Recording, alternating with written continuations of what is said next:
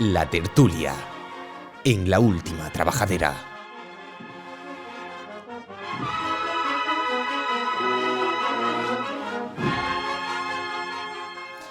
Llegamos ya a este tercer y último bloque del programa, esta sección de tertulia, en la que queremos hablar, de un tema que, como decíamos al principio, puede ser un tanto espinoso, ¿no? Por lo frío, ¿no?, que podríamos decir que puede resultar este tipo de situaciones, pero no por ello, obviamente, se tienen que salir del debate y del análisis por nuestra parte, ¿no?, del mundo periodístico. Y para ello tenemos hoy la fortuna de contar con dos queridos amigos que los tenemos al otro lado de la pantalla. Voy a ir saludándolos. Adrián González, en primer lugar. Muy buenas tardes, bienvenido al programa nuevamente. Buenas tardes, Javi. ¿Cómo estamos? Pues bien. Sé que estás tú un poquito todavía recuperándote de la resaca de esta Semana Santa. De la resaca, pero bueno, en principio todo bien, ¿no, Adrián? ¿Has disfrutado Todo de esta perfecto. Semana Santa? Se ha disfrutado mucho. Me Había alegro. ganas de una Semana Santa de esta manera. Me alegro. Y bueno, y por otro lado también saludamos a nuestro querido amigo Álvaro Hernández, compañero. Muy buenas, Álvaro. Muy buenas, ¿qué tal, Javi? Ahora sí, tenía el micro silenciado, disculpa. No pasa nada, todo muy bien. Te pregunto lo mismo, Álvaro, ¿cómo has vivido esta Semana Santa antes de hablar de lo que hoy nos ocupa? Bueno, bien, intentando hacer todo lo posible, trabajando y disfrutando a la vez y bueno, ahora pues recuperando un poco el pulso del día a día todavía. Estamos todos, yo creo que un poco así, pero bueno, poco a poco también nos vamos recuperando, y lo cierto es que la actualidad pues prácticamente no nos deja mucha tregua. Como venimos comentando en el programa, pues a pesar de haber pasado la Semana Santa, siguen ocurriendo muchas cosas en el mundo cofrade almeriense, y una de esas cosas que ha ocurrido, como decía, no muy agradable, yo creo que para los cofrades, yo creo que a ninguno nos gusta que sucedan cosas así, pero lo cierto es que ha sucedido y como tal, pues nos gustaría hablar de ello. Y para empezar un poco sobre este tema, como decimos, queremos hablar un poco, ¿no?, sobre el papel de las hermandades en cuanto a su actividad dentro de las parroquias en las que residen, en las que tienen sede canónica, porque como vemos pues surgen algunos momentos, algunas circunstancias en las que las posiciones se pueden alejar un poco. Y por ello, como digo, quería empezar a preguntaros, ¿qué papel creéis que tienen las hermandades en las parroquias? Si se debería de alguna manera tener cierta independencia a la hora de organizar sus actos o sus cultos. Si quieres, Adrián, le dejamos paso a Álvaro como invitado que es de la tertulia, que comience con la respuesta. Por supuesto. Pues Álvaro, cuéntanos. Creo que la respuesta no puede ser un sí o un no, ¿vale? Sé que entre cofrades la respuesta, el impulso lo tenemos muy claro y podemos estar de acuerdo, pero las cosas no suelen ser tan claras, tan fáciles como un sí o un no. Preguntabas que qué papel tienen las hermandades o cuál deben tener dentro de una parroquia. Me parece súper claro, en la mayoría de casos, una cofradía es la comunidad seguramente más viva y más activa dentro de una parroquia, ¿vale? ¿Qué pasa? Que con eso muchas veces los cofrades nos vemos a nosotros mismos como el centro de la parroquia, y eso tampoco es así. Es decir, yo entiendo que muchas veces hay polémica, y de hecho por eso estamos hablando de este tema, de si los párrocos dejan o no dejan hacer, o si hay más o menos independencia en el día a día de una hermandad en el seno de la parroquia. Y debe haberla, creo. Ahora entraremos un poco más a fondo. Pero lo que sí tenemos que tener claro también las hermandades es que no somos ni la única comunidad dentro de la parroquia ni el centro de la parroquia. Por poner ejemplos muy vivos y muy activos y muy buenos, para que luego no nos digan que solo hablamos de las cosas malas y señalamos dónde está la polémica los periodistas, creo que en San Agustín esto es el pilar fundamental de cómo funciona San Agustín. San Agustín tiene un montón de actividad, muchísima vida, más allá del silencio, y el silencio es una parte más de la parroquia, una parte muy importante, pero al final la parroquia es un todo, una comunidad muy viva, con distintos grupos muy distintos, que eso también tenemos que tenerlo en cuenta, las diferencias dentro de... Al final no deja de ser una familia en la que viven el padre, la madre, el abuelo, dos hermanos y un primo que se ha venido a vivir con nosotros. Entonces cada uno tiene sus cosas, pero nos tenemos que poner de acuerdo en lo básico. En lo fundamental estamos de acuerdo, en la misma sintonía, pero luego, pues mira, por ejemplo, cada uno sale a una hora, otro entra a otra, nos queremos duchar a la vez, en fin, todas esas pequeñas cosas de la convivencia.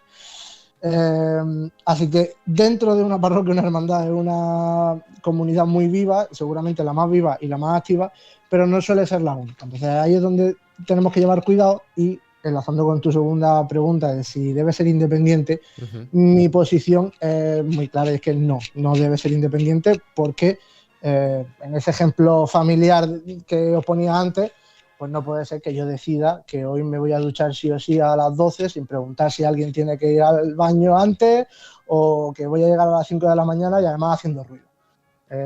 Entonces, quizás más libertad de la que hay en algunos casos, sí, pero independencia tampoco. Claro, por eso decía que de alguna manera lo planteaba desde esa cierta independencia, por lo menos a la hora de realizar cultos que son anuales, son periódicos, son en una fecha concreta, que todos los años van a ser en esa fecha concreta, y que por lo menos de alguna manera para, no sé, la organización mínima de esos cultos sí pueda existir esa pequeña independencia que permita a la hermandad de alguna forma, pues bueno, postrarse ante su hermano y darle la importancia que cada hermandad pueda y desee darle a los cultos, pues eso, que la que le quieran dar, ¿no? Por eso lo decía un poco por ese sentido. Adrián, cuéntanos tú cómo lo ves en este sentido. Bueno, yo creo que Álvaro lo ha explicado de una manera que cualquiera lo puede entender fácilmente, porque es así, al final las parroquias lo son todo y nosotros somos un plus más que tiene cada parroquia. No podemos ir independientemente, te respondo a la segunda pregunta, porque nosotros pues debemos depender de las parroquias. Al final ellos son los que nos acogen y nosotros debemos de trabajar en ese ámbito parroquial por ellas y según pues el ritmo que ellos a lo mejor nos den o las pautas que ellos nos marquen. Y debemos de, vamos, yo creo que una de mis principales respuestas a esta pregunta sería que las hermandades, su principal misión dentro de una parroquia es quizás seguir atrayendo feligresía a esa parroquia y nada más. El resto que puedas hacer dentro de esa parroquia es porque o bien te lo estés ganando o bueno, al final pues cumplas tu función, te adaptes bien dentro de esa parroquia y puedas seguir creciendo con ella, y si puede ser de la mano de ella, pues mucho mejor. Pero ya más de ahí yo creo que a veces es excederse. Pero sí es verdad, no sé si en este sentido estaréis de acuerdo conmigo, pero me da la sensación que casi siempre que se dan esas indicaciones de párrocos a hermandades, casi siempre suelen ser limitaciones, no tanto exigencias, ¿no? Por ponerlo un poco en el contrapunto, en el sentido de hacer más, ¿no? En este caso, ¿no? A eso es lo que me refiero con exigencia. Entonces, de alguna manera, también, pues bueno, pienso un poco de decir, bueno, se nos critica muchas veces a las hermandades que solamente o que prestamos demasiada atención a la Semana Santa y que al resto del año, de alguna manera, lo podemos un poco olvidar, ¿no? O no darle la misma relevancia a la hora de citar a los hermanos, de hacer llamamiento a los hermanos, etcétera, etcétera. Entonces, en este sentido, insisto, ¿no creéis que es un poco contraproducente, partiendo de la base que podáis o no estar de acuerdo de esa primera hipótesis, ¿no? Desde ese primer planteamiento? Claro, a ver, aquí el problema, fíjate, creo que no es tanto de independencia, sino como tú vas diciendo de limitaciones. El problema en Almería es que una gran parte de los conciliarios, un número muy importante de párrocos, no son cofrades y en algunos casos concretos detestan las cofradías. Entonces, la cofradía pasa a ser una familia dentro de nuestra parroquia que estorba. Y estorba en Semana Santa y estorba en esa semana de culto. Un cura nunca te va a poner problemas para hacer los cultos. El cura te pone los problemas para la escenificación de esos cultos. El espacio que ocupas, podríamos decir, ¿no? Durante esos cultos. Efectivamente. Pero no por nada, sino porque en muchos de los casos no se han criado en eso, no tienen una formación teológica envidiable, pero no han aprendido que a las cofradías también se les lleva de la mano en lo estético todo el año, no solo en la Semana Santa. Hay un caso concreto en la Semana Santa de Almería que creo que es súper doloroso, o debería serlo. Hay una de las cofradías almerienses que, estando en su parroquia, no es de estas hermandades que tienen que buscarse las habichuelas para salir, conforme llegan a la iglesia de regreso, se desmonta y los pasos se van esa misma noche. Creo que eso es un maltrato brutal a una hermandad, se mire por donde se mire. Una iglesia, además, que no tiene problemas de dimensiones precisamente para tener 2 pasos durante unos días más. Y esto solo es un ejemplo, solo es pues, un poco la punta del iceberg de cómo las cofradías estorban. Y como estorban, pues se les trata en consecuencia. Claro, ¿qué pasa? En ese ejemplo que comentábamos antes de una casa familiar, pues estorban menos unas comunidades o grupos que llegan, hacen su misa, su charla formativa y ya está. No es lo mismo el que me mueve el Cristo, me pone el paso, me quita los bancos. Pues también imagino que hay que tener en cuenta además que pues solemos hablar de personas mayores a las que estas cosas ya pues todos nos vamos volviendo un poco más maniáticos con la edad y hay movimientos que molestan. Pero el problema es ese, no es tanto de independencia como que eso, que no, muchos curas no saben guiar a las cofradías en ese sentido. En el espiritual sí, pero se les olvida que a los cofrades pues necesitamos ese caramelo de lo estético. ¿Adri? Claro, yo entiendo que existan limitaciones en las parroquias porque al final, pues a veces por desconocimiento algunas cofradías, hacemos la inversa de lo que ha dicho Álvaro, en vez de ser párroco el que desconoce, algunas cofradías desconocen algunos aspectos y quieren hacer cosas que dentro de una parroquia no se pueden hacer. Y yo entiendo que ahí te pongan limitaciones y te enseñen sobre todo a lo que se puede y no se puede hacer y cómo hacerlo dentro de una parroquia. Pero sí es verdad que en Almería se da eso, se da lo que dice Álvaro, el caso de que muchos conciliarios se adueñan de la parroquia, de la forma en la que los que la tienen, o sea, los que pertenecen a esa parroquia, ya sean hermandades, grupos parroquiales, lo que sea, estén muy limitados en todos los aspectos, por falta de conocimiento, porque no saben realmente lo que quieren hacer cada grupo dentro de la parroquia, o por manía, o porque pues ya que yo vengo aquí a hacer una misa diaria a esta hora, el resto del día quiero que la parroquia pues se quede como está y que yo mañana al día siguiente cuando venga no tenga que encontrarme nada diferente a lo que yo he dejado.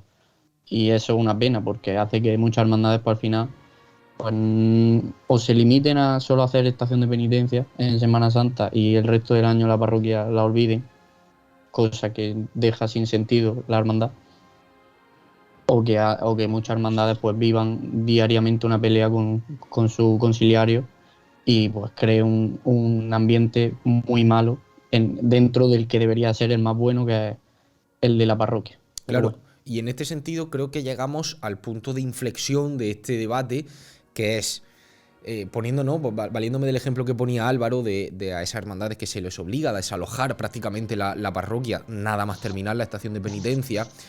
¿Con qué criterio se hace eso si en las 20 y tantas hermandades restantes no se exige? Quiero decir, si son criterios, como decía Adrián, por falta de formación, por falta de información, que puede ser perfectamente.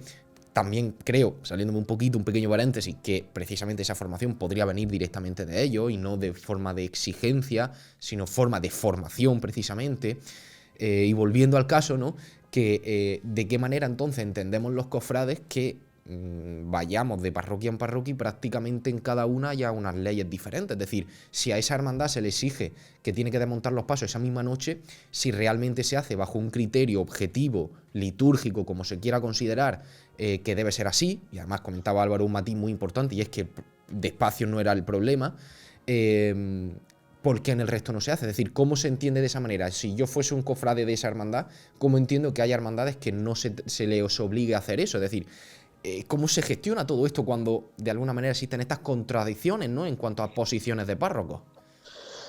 A ver, bueno, tengo que matizar que del caso que he comentado antes, y no he dicho nombre, gracias a Dios, no he metido la pata,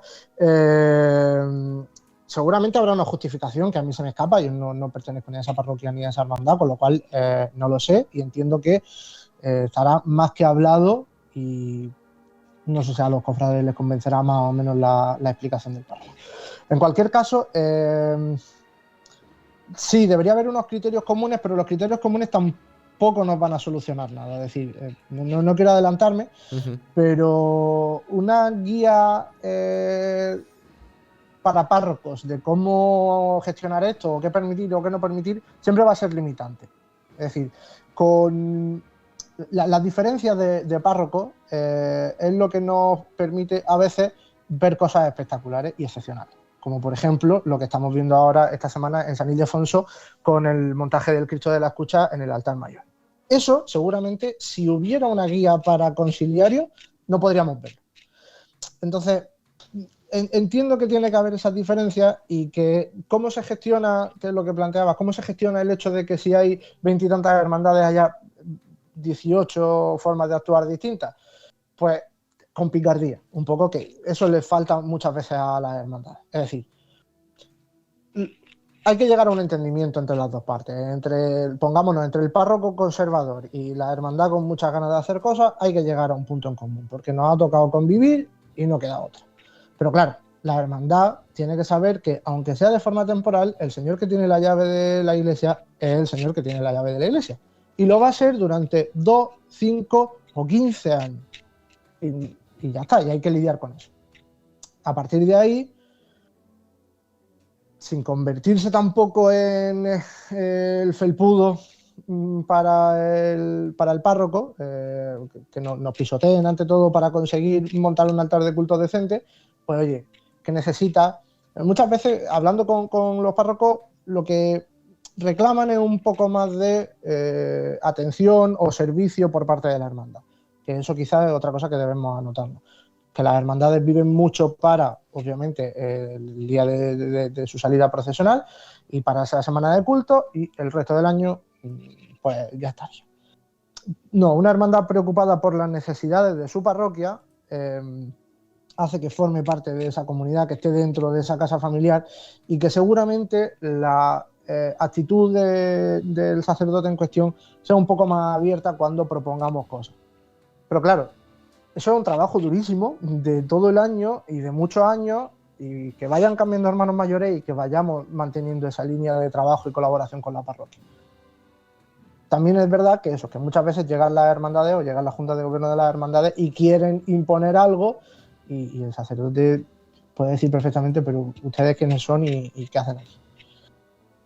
Hay casos y casos, y seguramente detrás de cada caso habrá 8 millones de cuestiones, alguna que otra venganza y Dios sabe qué.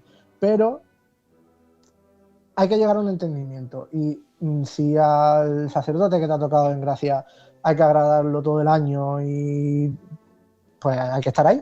El problema es que hay que estar ahí.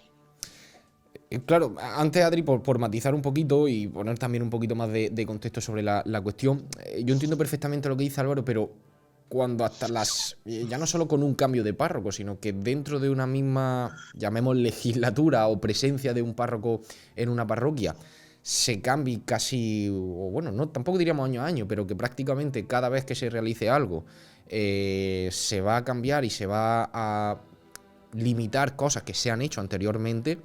También puedo entender un poco que las hermandades digan, no sé ya por dónde tirar, no sé cómo preparar unos cultos, no sé cómo preparar algo de forma tranquila o por lo menos de forma organizada, sin llegar hasta el último momento que me cambien todo, ¿no? Adri, si quieres, coméntalo tú ya para seguir avanzando. Yo en cuanto al tema de los criterios, yo creo que no existe ninguno.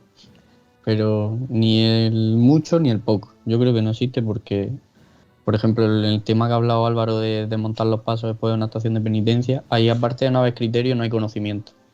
Porque si tú conoces lo que es una procesión, una estación de penitencia, tú a esas personas, nada más que por su salud física y humana, no le haces de montar un patrimonio entero en una noche después de haber estado en la calle ciertas horas, cuando realmente no es necesario. O sea, hay falta de criterio, falta de conocimiento. Eso yo es lo que veo en las parroquias. Y después, con el tema de la simbiosis que se crea entre una parroquia y hermandad, yo en estos últimos tiempos, por ejemplo, estoy viviendo un ambiente súper sano y súper bueno entre mi hermandad y mi parroquia, que lo único que hace es que ambas dos cada día tengan más vida y sea mejor. Es decir, la parroquia tiene mucho más vida porque la cofradía tiene ganas de estar en la parroquia, y la cofradía está mucho más a gusto en la parroquia porque se le acoge muy bien en la parroquia. Entonces, al final, yo creo que esto sale perdiendo alguna parte seguro si no se hace de esta manera, en la que las dos se entiendan. Y bueno, y lo de los cambios es verdad. Es que hay veces que no encuentras a veces en la hermandad unos cultos con una imagen parecida a la anterior, porque o se le deja un poco más esta vez o se le deja un poco menos que la anterior, y la hermandad al final se tienen que adaptar porque es lo que el sitio que disponen y de lo que le dejan hacer. Al final, pues nos tenemos que adaptar a lo que nos dejen, y pues de lo que quisiéramos hacer a veces no se hace ni la mitad. Claro. Luego también, Sí. perdona Javi, Sí. muchas veces queremos las cosas y las queremos ya. Un ejemplo de esto, bueno, de lo contrario, es el prendimiento. El prendimiento, bueno, pues habitualmente en los últimos años ha tenido unos altares de culto que se le han criticado mucho, y ha sido cambiar el obispo y el responsable de la catedral, y esos altares de culto han ido mejorando. Y seguro que emprendimientos a día de hoy quieren hacerlo mucho mejor de lo que los vemos, pero al final eso es una cosa la que poco a poco, año a año, y manteniendo las personas que hay, tanto en un lado como en otro, vamos a ir viendo mejorando. Y luego está lo que comentáis. Hay casos que se nos tienen que escapar al entendimiento, porque hay cambios de criterio de un año para otro en los que obviamente tiene que haber algo más, tiene que haber algún pique, algún roce, alguna molestia. Está claro. Pero incluso entre hay, bueno, el caso que nos ha traído aquí, que con comunicados cruzados y demás, ha habido un cambio respecto a años anteriores, respecto al año pasado, sin ir más lejos, si no me equivoco. Pero luego, por ejemplo, hay parroquias, San Pedro, por ejemplo, el actual párroco de San Pedro, pues ha permitido la mejora de altares de cultos de la cena, pero a la vez tuvo un choque bastante grande con el rocío a su llegada, porque hacía que se costeara la nueva capilla, la que se ha bendecido hace poco, y ahora al mismo tiempo también hay, no sé si llega a roce, pero sí hay un intento ha habido un intento de que la cena costee otra capilla que pretende hacer el párroco. En fin, que muchas veces, pues sí, contigo no, depende de lo que me dé, lo que necesite, lo que... Hay 1.000 millones de condicionantes por ahí detrás, creo. Claro, pero sobre todo lo comentaba, además esos dos ejemplos creo que son muy clarificadores, Álvaro, pero lo comentaba a nivel de, bueno, que se han visto estampas, precisamente en el emprendimiento y en la cena, en las que los titulares han presidido los altares mayores, y saliéndonos de esas hermandades, otras hermandades también han presidido sus titulares los altares mayores. Entonces, independientemente de que, como decía, hay que ser precavido y saber que los motivos no podemos conocerlos todos y no podemos dar por hecho que el único motivo es un motivo arbitrario, pero sí es cierto que me sorprende que de alguna manera no se vean más titulares en los altares mayores. Y lo digo en el sentido de que estoy seguro que quizás no todos, pero en algunos casos se considere como algo o no correcto o no apropiado.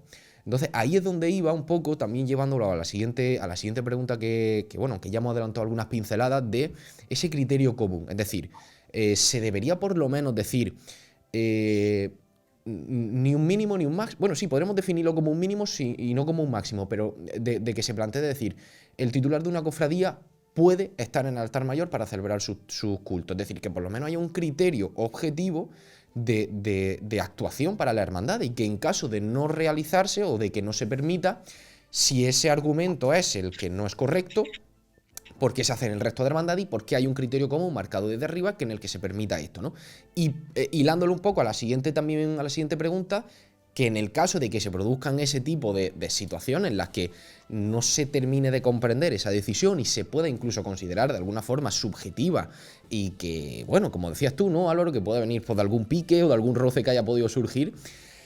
¿Cómo veis, volviendo, ¿no? Como decías también al caso que nos ocupa, cómo veis que de alguna manera se intente poner un poco el grito en el cielo, ¿no? Aunque se ha hecho un grito muy suave, por lo menos bajo mi punto de vista, desde una de las partes implicadas, por lo menos para decir, mirad, por lo menos los hermanos, deciros que no se ha hecho porque no hemos podido nosotros hacerlo, no porque la hermandad no haya querido o no haya tenido la intención de hacerlo, ¿no?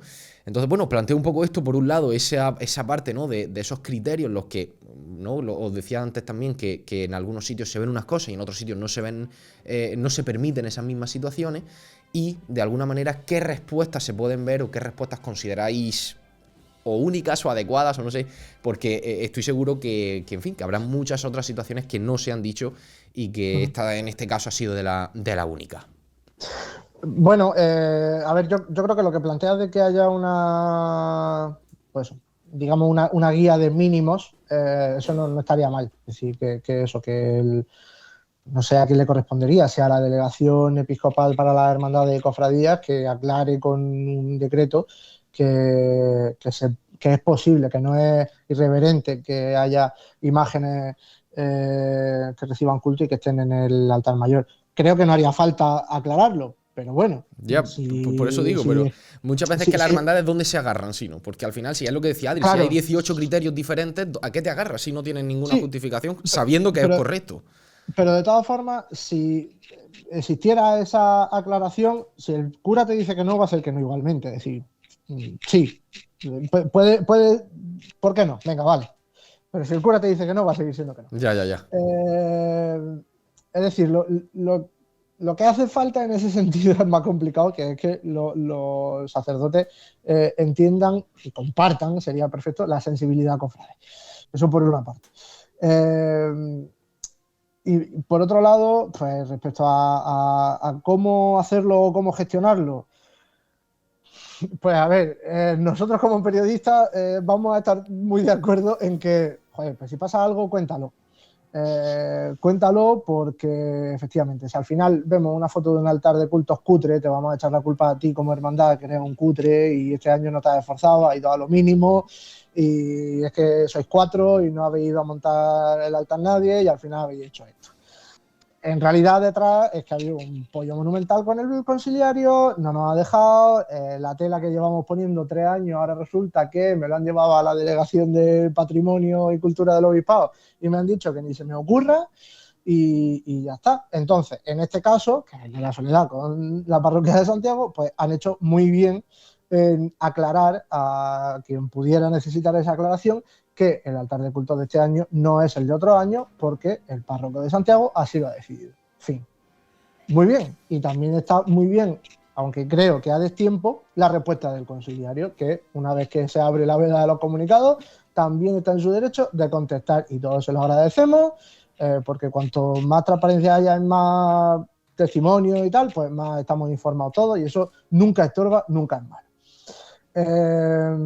Ahora bien, creo que el párroco de Santiago se ha equivocado con los tiempos. Creo que ya como 15 o 20 días después del comunicado de la Soledad no venía a cuento reabrir el tema, pero así lo ha decidido, pues muy bien. Ya está. Ahora, eso te lo digo como periodista. Como cofrade creo que estos trapos mejor se limpian en casa y es más fácil solucionarlo. Porque ahora el próximo altar de cultos que tenga que montar la Soledad, a ver la tensión que va a haber entre una parte y otra, claro, y dónde va a estar el límite que ponga uno y dónde va a estar el límite que acepte otro. Muchas veces, y creo que es lo que se hace habitualmente, y no sé si es mejor o peor, pero al final pues se calla, se agacha la cabeza y se espera que el año que viene sea mejor, básicamente por miedo a meter la pata. Pero vamos, muy valientes los hermanos de la Soledad y muy informados que estamos todos, gracias a él. Pues sí. Adri, cuéntanos tú. Pues la primera cuestión, por ejemplo, decir que podría existir una guía que hiciera que las hermandades tuvieran una forma de actuar dentro de las parroquias, pues no lo vería mal, porque al final habría como una media de cómo las hermandades pues estuvieran dentro de las parroquias. Pero claro, si como dices Álvaro, al final el cura va a ser el que diga no o sí, y lo que yo haya hecho según esta guía no sirva de nada, pues quizás debería existir una persona ajena a la parroquia desde el obispado que diera el visto bueno a estas cosas y no se quedara solamente entre parroquia y hermandad, porque si no, no sería arbitrario. Realmente hay una figura de un delegado para hermandad y cofradía, que de hecho está en la propia agrupación, que es claro. José Martín Campo en este caso, tras sustituir pues a don José María. Su persona tendría que ser la que autorizara a veces estos casos, porque hay muchas rencillas que hacen que esos no tengan que ver mucho con lo que se haya hecho en ese momento. Claro. Y en cuestión, con el tema de los comunicados, pues yo creo que vivimos en una época de los comunicados muy, muy álgida, porque se ven comunicados por todo y para todo, cosa que no veo mal, porque así nos enteramos de las cosas desde primera mano, o bueno, nos cuentan lo que quieren que sepamos. Y en el caso concreto de Soledad Santiago, quitando nombres, sea Soledad y la Iglesia de Santiago, sea la que sea, el comunicado, bueno, lo veo bien, pero quizá en la hermandad podría haberse quedado de manera hermandad y el de la parroquia haberse quedado entre parroquia y hermandad solamente, porque claro, a ver lo que dice Álvaro, ahora llegan unos cultos nuevos y cómo llego yo a la parroquia, con qué ánimo llego yo a la parroquia a organizar unos cultos sin saber qué va a pasar, sin saber qué puedo o no puedo hacer, hasta dónde me van a dejar llegar, cómo miro a la cara a este señor, que no sé si me va a dejar montar algo más o algo menos. Y la parroquia, pues bueno, la parroquia no sé con qué actitud recibirá a la hermandad en esta ocasión, pero una tensión que creo que se ha generado innecesariamente o a lo mejor era necesario porque estaban aguantando ambas partes muchas cosas, pero que a lo mejor no se debería de haber publicado tanto. Pero bueno.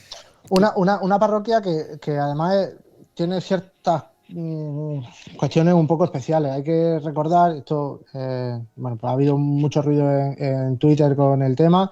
Hay que recordar que el párroco invitó a la agrupación de hermandades y cofradías a que se llevaran de allí hace un año a la imagen del resucitado, titular de la agrupación, con la justificación de que llevaban varios años celebrando sus cultos en distintas iglesias y no en Santiago. Hasta ahí todo bien, pero para tener una capilla durante un año vacía.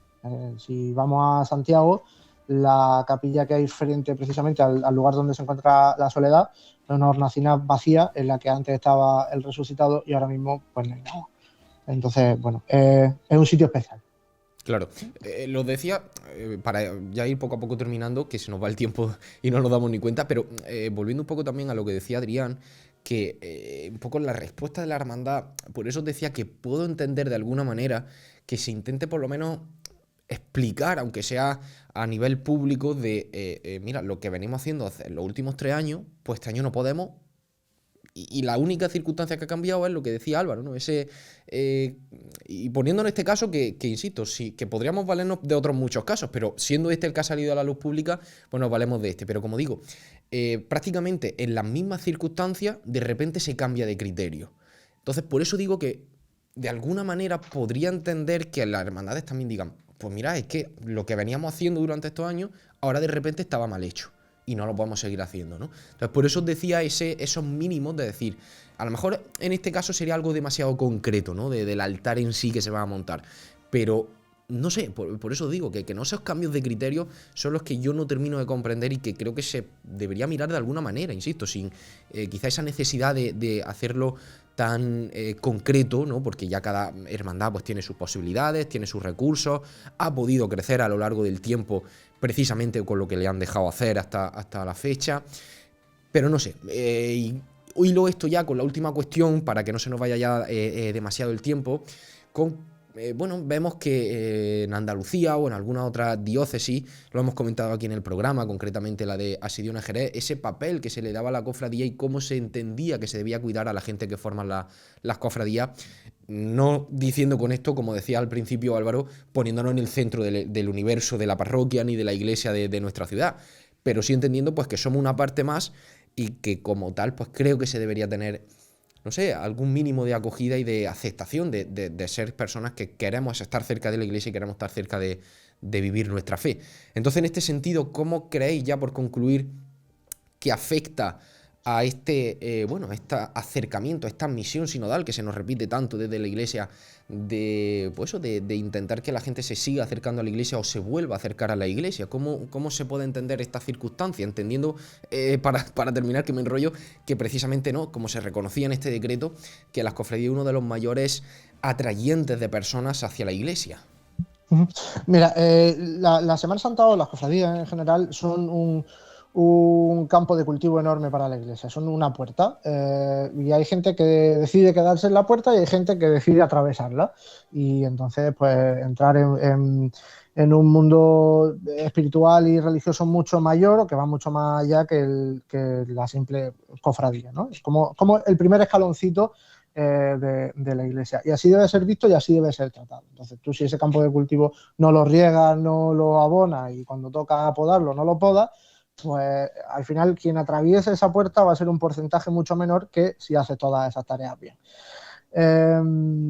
Ahora bien, al revés también tiene que pasar, es decir, dentro de ese campo de cultivo, quien tiene la cabeza un poquito más asomada y incluso quien ya ha traspasado la puerta, tiene que hacer de nexo de unión entre las dos partes, entre la gente que está entrando y quienes ya están muy dentro y tienen un alzacuello y son muy especiales. Teniendo en cuenta que no hay nadie por encima de nadie, pero que en este mundillo pues sí hay a veces que hay gente por encima de otro y ya está, y no pasa nada por aceptarlo y hay que pues llevar cuidado y guardar mucho los equilibrios. Y respecto a lo que decía antes de que en cada parroquia hay un criterio distinto, tenemos que jugar con eso y saber conocer muy bien a nuestro párroco y tratarlo como quiere que lo tratemos para sacar lo que queremos, que al final todos queremos lo mismo, porque esto no se hace o no debería hacerse porque mi cofradía lo haga mejor, sino porque todo sea mejor y a mayor gloria de Dios. Uh-huh. También tenemos que echarle un ojo, ahora que hablas de Andalucía y de la diócesis de Jerez, a lo que sí hacen otras diócesis y la nuestra no, porque las diferencias no son solo entre parroquias. Y en Almería, por ejemplo, durante muchos años la dalmática ha estado prohibida por decreto. O, por ejemplo, una cosa que sería fantástica para las hermandades de Almería, los columbarios están, no sé realmente si prohibidos, pero desde luego no están permitidos. Y es, en algunos casos, en otras ciudades, una fuente de ingresos fantástica para las hermandades y una oportunidad para los creyentes de estar cerca de sus cofradías para siempre. Uh-huh. No solo hay que mirar las diferencias de si me dejan este altar o montar la noche de mi procesión o no, sino que creo que hay que ser ambicioso y ver cómo hacer las cosas en otros sitios y sabiendo que no somos ni Sevilla ni Málaga ni tenemos que serlo, hay cosas que sí podemos traer aquí y ¿por qué no? Uh-huh. ¿Adri? Pues no mucho más que añadir de lo que dice Álvaro. Eso, las parroquias tienen que saber que las hermandades pues son, muchos párrocos lo mencionan a día de hoy, son sobre todo a día de hoy las hermandades son la puerta a la juventud, sobre todo, porque la juventud a día de hoy, pues nos consideramos los tres jóvenes, no, a lo mejor si no fuera por las hermandades, mucha gente de nuestro ámbito no se acercaría a las parroquias y eso lo tienen que considerar los párrocos. Muchos lo hacen y son realistas porque es lo que hay y tienen que saber cuidarnos para que sus parroquias pues sigan con feligresía y nutridas de gente, al igual que nosotros debemos de saber valorar lo que nos da una parroquia y cuidarla también para no simplemente aprovecharnos de lo que nos ofrezca. Y sobre lo que pasa en otras ciudades, pues siempre debemos, aparte de ver lo que hacen, indagar un poquito más y saber por qué lo hacen y cómo lo hacen, porque a veces todo no se acepta aquí, en lo nuestro. Y cuando se conozca eso, si aquí se puede adaptar, pues es muy bueno, enriquecer lo nuestro con lo que se hace en otros lados. Efectivamente, pues dicho esto, con esta pequeña conclusión que creo que es muy enriquecedora para el debate que hemos puesto sobre la mesa, vamos a ir dejándolo por aquí, que se nos va el tiempo, por aquí me avisan que se nos va demasiado, pero bueno, yo creo que en fin, que era una cuestión que deberíamos analizar en esta profundidad y os agradezco enormemente que nos hayáis servido de vuestro punto de vista tan interesante y que, como digo, viene a enriquecer enormemente este debate. Así que nada, dicho esto, pues os doy las gracias y os deseo que os terminéis de recuperar y que sigáis disfrutando y que nos sigáis acompañando pues en todo lo que va a seguir sucediendo para contárselo a todos los almerienses. Así que Álvaro, Adrián, muchísimas gracias a los dos y un fuerte abrazo. Muchas gracias a ti. Hasta luego.